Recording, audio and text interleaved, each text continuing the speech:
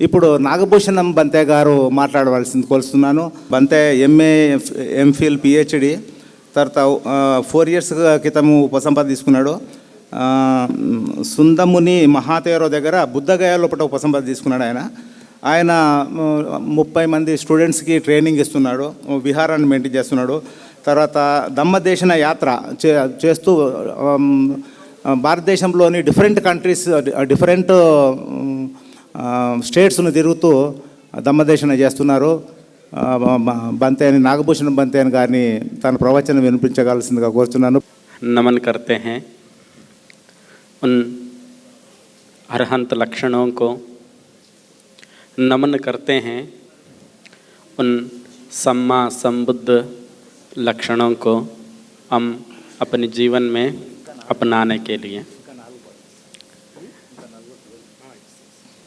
कौन सा लक्षण हम अपने जीवन में अपनाना चाहिए? तथागत बुद्ध ने 2 बात फरमानी दिया है, 2 लक्षणों को अपने जीवन में अपनाने के लिए फरमानी दिया है। वो 2 लक्षण अरहन और सम्मा संबुद्ध, अरि और हंत। अरहन शब्द 2 शब्दों से बनाया है, अरि और हंत। हरि का मतलब है शत्रु और हंत का मतलब है खत्म करना। शत्रु 2 प्रकार की हैं, एक भीतर का शत्रु और दूसरा बाहर का शत्रु। भीतर का शत्रु कौन है? भीतर का शत्रु काम, क्रोध, मद, व्यामोह, लोभ, मोह, द्वेष, अहंकार।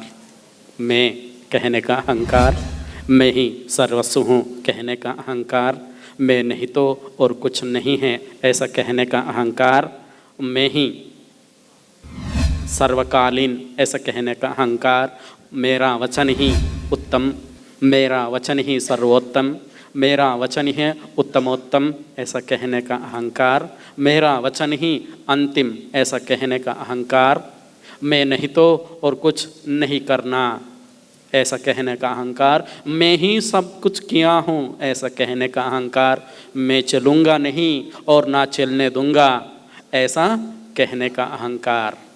इन सारे शत्रुओं से दूर जाना, दूर जाओ, दूर जाओ, इतना दूर जाओ उन मित्रगण के पास पहुंच जाओ। कौन सा है वो मित्रगण?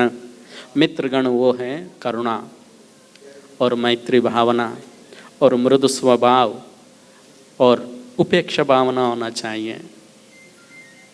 करुणा, हर किसी के प्रति करुणा होना चाहिए और मैत्री भावना, हम सब लोग एक हैं, वननेस, हम सब एक हैं ऐसा बोल के सबके प्रति मैत्री भावना होना चाहिए और मृदु स्वभाव से बात करना चाहिए।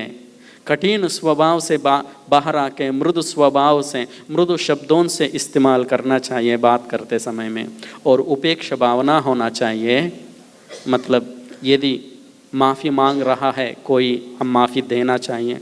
यदि हम महसूस किए हम गलती किया है और हमारा गलती की वजह से जो सामने वाला बंदा को नुकसान हुआ है, तब हम माफ़ी मांगना चाहिए।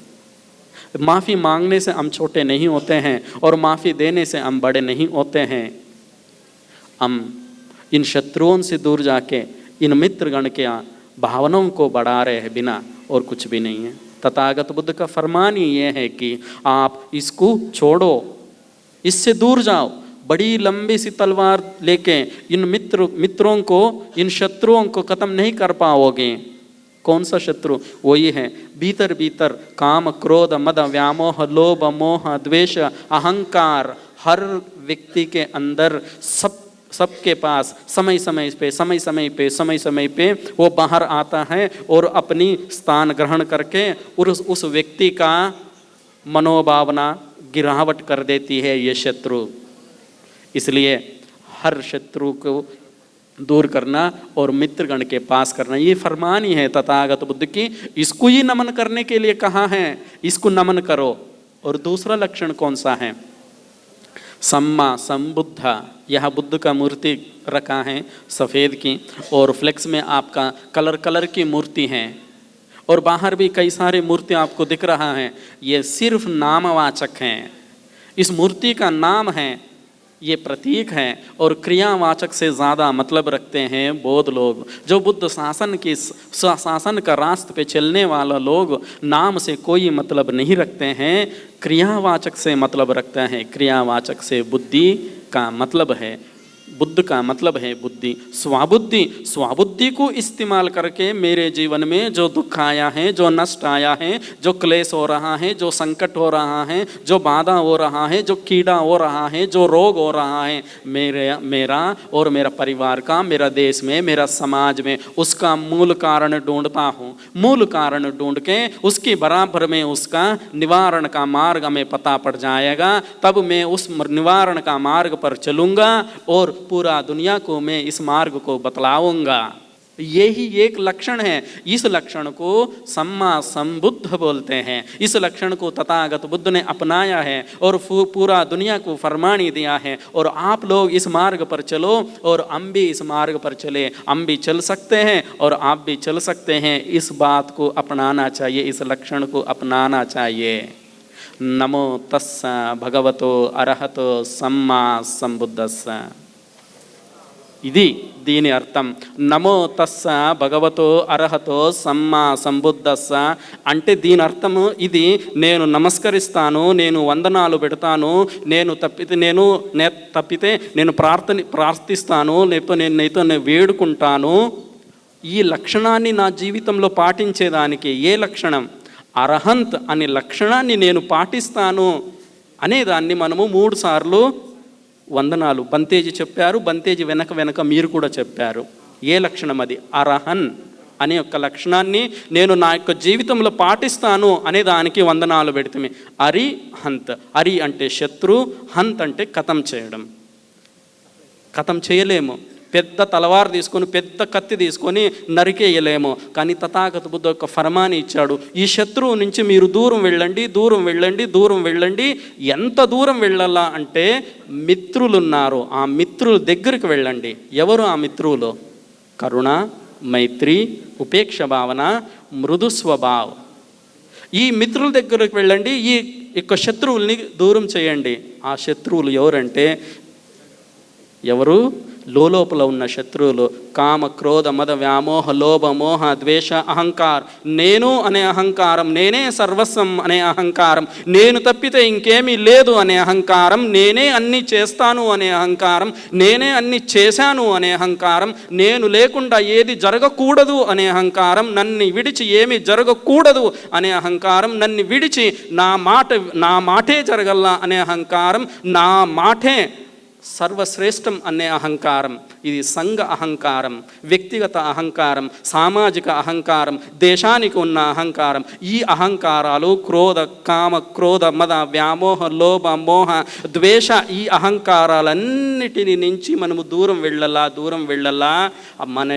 మనము కరుణని పాటించాలా। మనం అందరము ఒక్కటే। మనము ప్రతి ఒక్కరు ఏదైనా తప్పు ఏదో ఒక వ్యక్తి కరుణ యొక్క శీలాలు పాటించక ఎక్కడో తప్పిపోతాడాడంటే అతన్ని కుచ్చి చెప్పడం కాదు, తన్ని లేదు కరుణంగా, ఇది ఇక్కడ తప్పు జరుగుతుంది, రావయ్యా మనం అందరము కలిసి నడుస్తాము, కరుణతో నడిపించాలా। మైత్రి భావన ఉండాలి। మనం అందరము ఒక్కటే, మనం మనుషులము అందరము ఒక్కటే, ఆ యొక్క ఒక్కటి అనే భావనలతో ఉండాలా। మృదుగా మాట్లాడాలా సుమి। ఎంత మృదుగా మాట్లాడాలంటే ఆ యొక్క మన మాటలు విని ప్రతి ఒక్కరూ యొక్క బుద్ధ శాసనానికి వచ్చేలాగా మనం మాట్లాడాలా। ఆ యొక్క మృదు స్వభావాల్లో ఉండాల మన యొక్క మాటలు। ఆ యొక్క మళ్ళా ఆ తర్వాత ఉపేక్ష భావన అంటే ఏమిటంటే, తప్పు చేశాను, నా యొక్క తప్పు నుంచి నా ఎదుక ఉండే వ్యక్తి ఆ యొక్క తప్పుని అనుభవిస్తున్నాడు, అప్పుడు మనం తెలుసుకున్నప్పుడు మనము మన యొక్క క్షమ యాచన ఉండాల। అయ్యా నా యొక్క మాట నుంచి, నా యొక్క పని నుంచి, నా యొక్క ఆలోచన నుంచి తప్పు జరిగింది, ఆ యొక్క తప్పును నువ్వు అనుభవిస్తున్నావు, ఆ యొక్క తప్పులో వచ్చిన రిజల్ట్ నువ్వు అనుభవిస్తున్నాను, నన్ను క్షమించయ్యా అని 2 చేతులు జోడించి ఆ యొక్క క్షమయాచన అడగాల। కానీ మన యొక్క అహంకారం దాన్ని ఆపేస్తుంది। అది యొక్క లక్షణము। అదే తథాగత బుద్ధుని ఈ యొక్క లక్షణాన్ని మీరు పాటించండి। ఎవరైనా ఇంకెవరైనా మనం తప్పు చేశామో అని మన నుంచి క్షమ యాచన అడుగుతా అన్నారు అంటే క్షమ మాఫీ ఇచ్చేయండి, చాలా మంచిది. మీరు క్షమించినంత మాత్రాన మీరు పెద్దోళ్ళు కాలేరు. క్షమ యాచన చేస్తున్నారు అంత మాత్రాన మీరు చిన్నోళ్ళు కాలేదు. ఈ యొక్క మైత్రి భావన, ఆ యొక్క మనము మనుష్యత్వాన్ని పాటించాలా. అదే అర్హంత్, అదే బుద్ధత్వానికి ప్రాప్తించేదానికి మొదటి మెట్టు ఇది. ఈ యొక్క లక్షణాన్ని మనము పాటించాలా. పాటించండి అనే యొక్క తథాగత బుద్ధ ఫర్మాన్ ఇచ్చాడు. రెండో లక్షణం ఏది? మొదటి లక్షణం మనం చూసుకున్నాము. రెండో లక్షణం ఏదంటే సమ్మా సంబుద్ధ.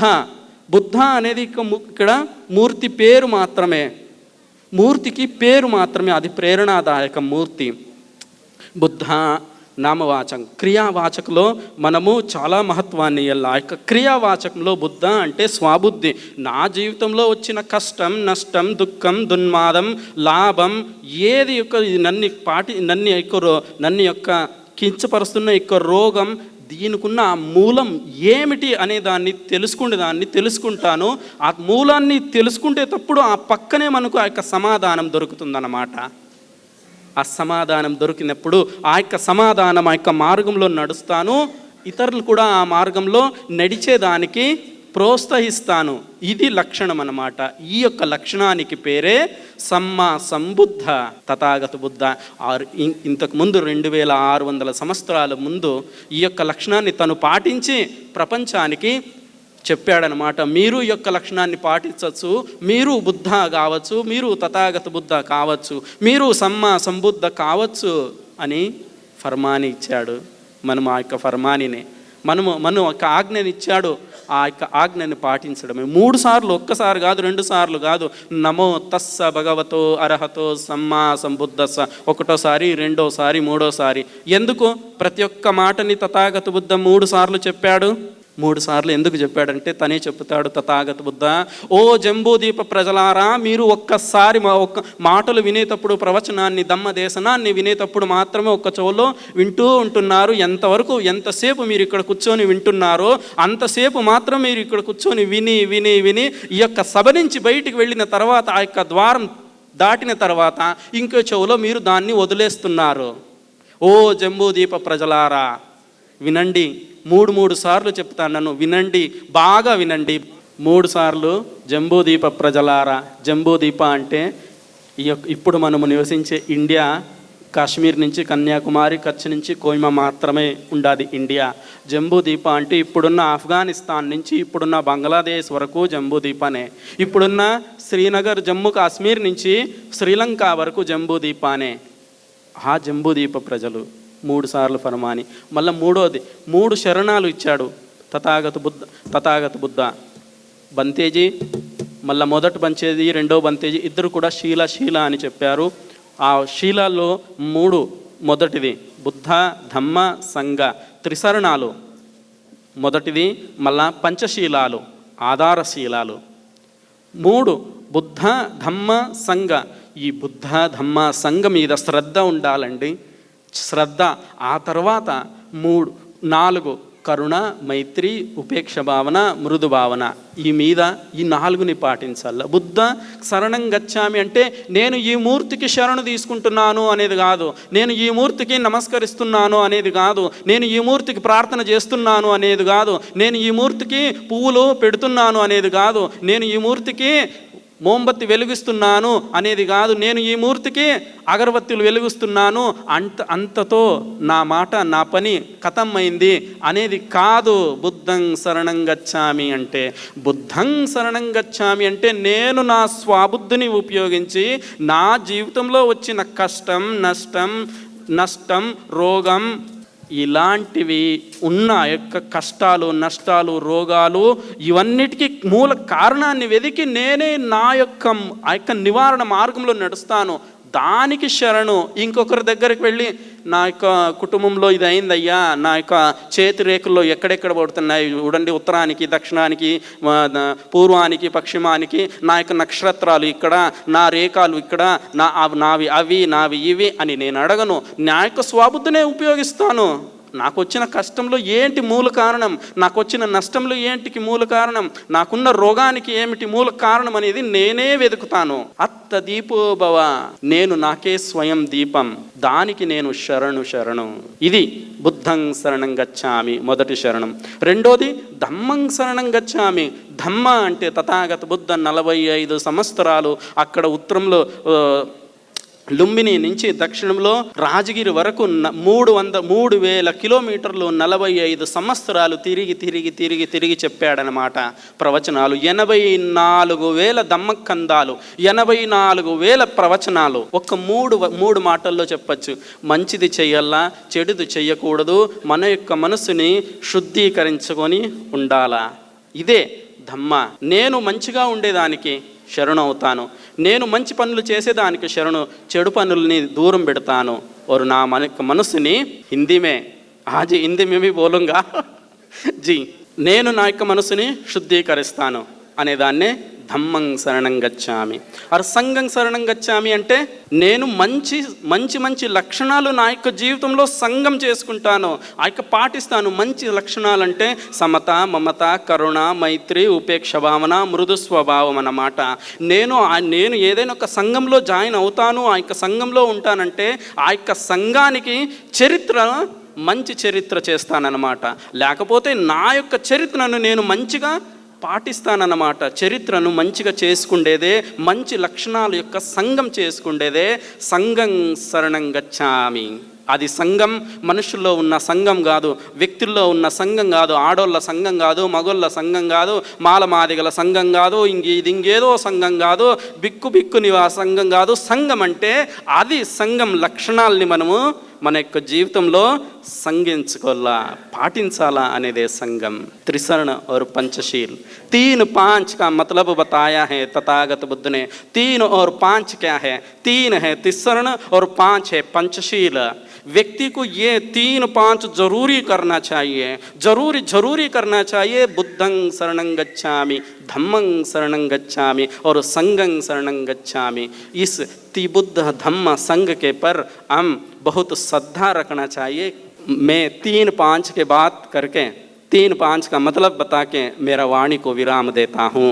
3-5 आप लोग हिंदी में भी सुने होंगे, तेलुगु में भी हैं. 3-5, 3 है त्रिशरण, 3-5 है पंचशील. बुद्ध धम्म और संघं शरणं गच्छामि. और पंचशील पाणातिपाता, आदिनादान, कामेषु मिच्छाचार, मूसावाद और सुरामेरे मज्जपमादट्ठाणा वेरमणि सिक्खापदं समादयामि.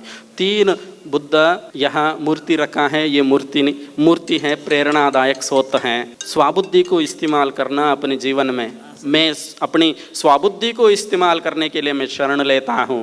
और धम्मं शरणं गच्छामि, तथागत बुद्ध का 84,000 धम्मपद को मैं अपना जीवन में पालन करने के लिए शरण लेता हूँ. 3 बातों में बताया है. अच्छा काम करूँगा, बुरा काम से दूर रहूँगा और मेरा अपना मन को शुद्धि रखूँगा.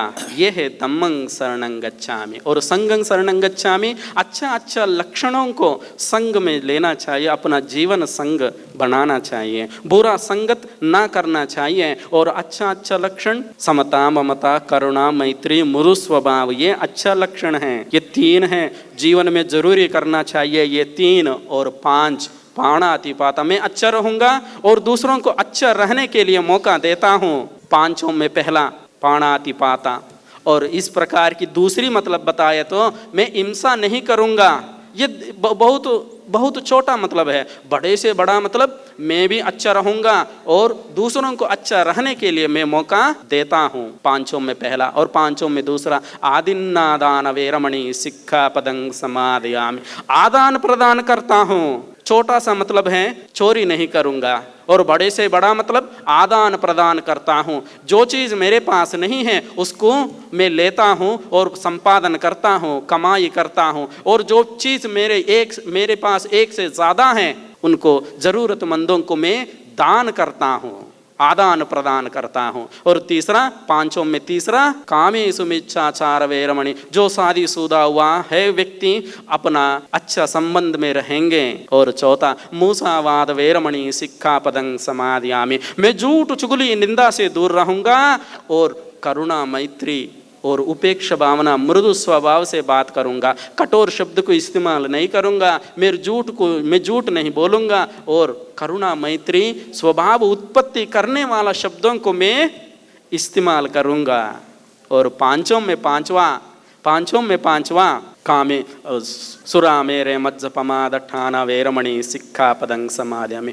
मैं कच्ची शराब, पक्की शराब, नशीली पदार्थों से दूर रहूंगा और प्रेरणा देता हूं और दूसरों को वो आप भी इस नशीली चीज़ों से दूर रहिए ताकि अपना दिमाग का तेजी ज़्यादा बढ़ाए। जब दिमाग का तेजी ज़्यादा बढ़ती है, अपना भीतर का संपत्ति भी ज़्यादा बढ़ती है। क्या है वो भीतर का संपत्ति? अपना वाणी का संपत्ति। क्या है अपना भीतर का संपत्ति? अपना सोचने का क्षमता। क्या है अपना भीतर का संपत्ति? अपना शरीर का शुद्ध और चेहरा का प्रकाशमान। यही अपना भीतर का संपत्ति। यदि हम 3-5 करना सीखे, ये 3-5 करना सीखे तो अपना भीतर का संपत्ति बढ़ती है और बाहर का संपत्ति अपनी आप बढ़ती है। क्या है वो बाहर का संपत्ति? ईंट, रेत, बदरपुर सीमेंट, सरिया, लकड़ी, मार्बल की पत्थर, और 2 पहिया 4 पहिया, और 4 पहिया 8 पहिया, और 8 पहिया 16 पहिया, 16 पहिया से 32 पहिया का गाड़ी का संपत्ति आपका जरूरी बढ़ती है।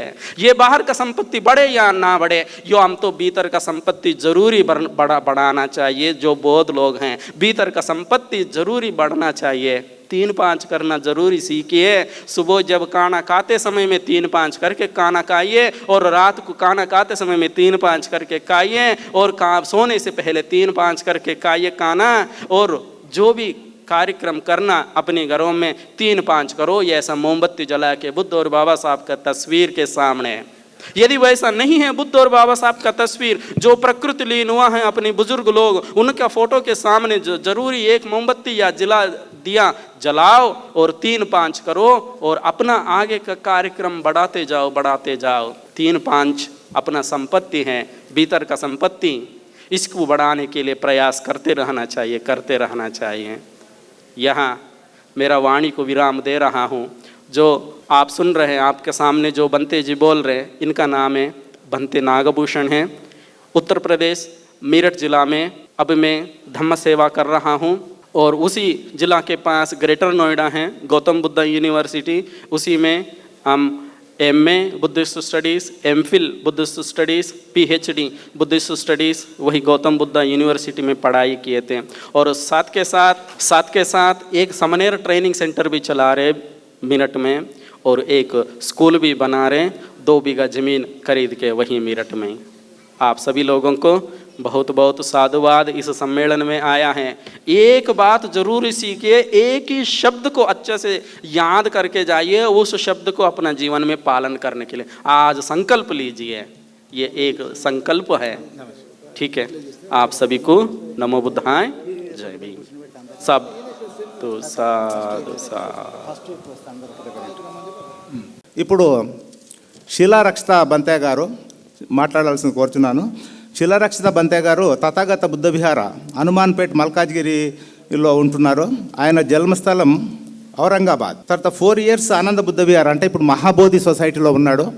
అయితే ఆ తర్వాత తథాగత బుద్ధ విహార్లో ఉంటూ ఇప్పుడు అక్కడ ఈ రిచువల్స్, ఈ కార్యక్రమాలు అన్నీ చేస్తూ రెగ్యులర్గా ప్రవచనాలు ఇస్తున్నాడు. అక్కడ ఉన్న స్పెషల్లీ మరాఠీ వాళ్ళకు, వేరే వాళ్ళకు వచ్చినప్పుడు.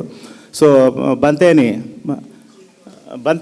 मराठी में बात करें तो बहुत अच्छा होगा. मराठा हिंदी मिला के बोल के मैं I request him to speak now. बनते जी. महाकारुणिक तथागत सम्यक संबुद्ध बोधिसत्व डॉक्टर बाबासाहेब आंबेडकर स्टेजवर उपस्थित भिक्खू संघ आणि खाली बसलेले उपासक संघ सुद्धा आहे या ठिकाणी. तर आज 10वे बुद्ध महासंमेलन the Buddhist society of India या कार्यक्रमाच्या निमित्ताने आज सर्वजण आपण या ठिकाणी उपस्थित आहोत.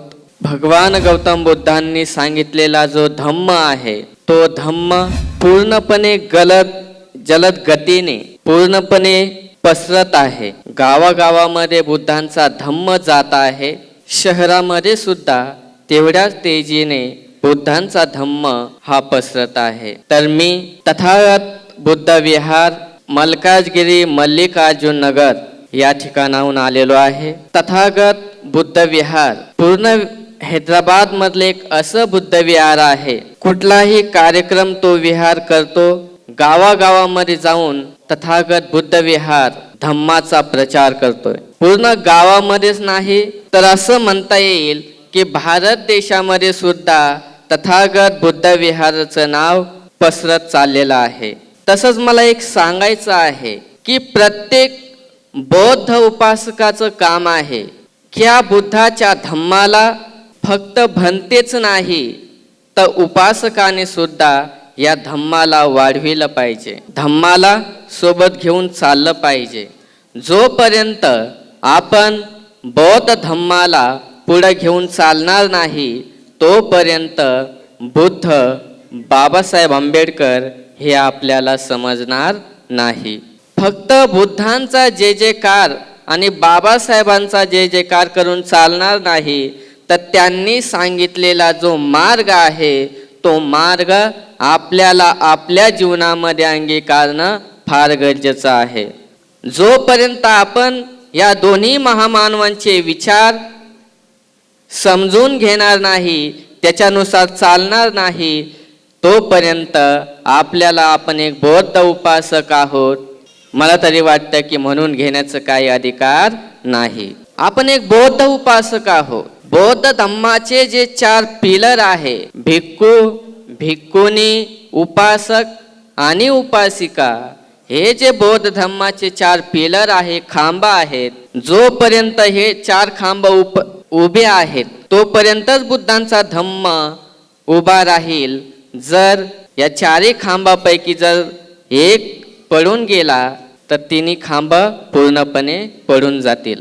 त्यापेक्षा भिक्खू संघाचंच तेवढं काम आहे आणि तेवढंच काम उपासक लोकांचं सुद्धा काम आहे की बौद्ध धम्माचा प्रचार करणे. बौद्ध धम्माला जेवढं पुढं नेता येईल तेवढं धम्माला पुढं नेणं प्रत्येकाचं काम आहे. नाहीतर मी एक बौद्ध उपासक आहे म्हणण्याचा काही अधिकार नाही, काही फायदाच नाही. आपण सभा घेतो, आपण मोठ्या मोठ्याले DJ लावतो, मोठ्या मोठ्याले कार्यक्रम घेतो, तर फायदा त्याच्यामध्ये नाही, तर फायदा याच्यात आहे की ह्या दोन्ही महामानवांनी सांगितलेल्या विचारांना आत्मसात करणे. तर मी जास्त वेळ न घेता फक्त एवढंच सांगतो की बुद्धांनी सांगितलेल्या आर्य अष्टांगिक मार्गाला आणि बाबासाहेबांनी सांगितलेला जो विचार आहे ह्या दोन्ही विचारांना सोबत घेऊन प्रत्येक बौद्ध उपासकाने चाललं पाहिजे. एवढंच बोलून मी या ठिकाणी थांबतो. तुमचं सर्वांचं कल्याण हो, मंगल हो, भलं हो.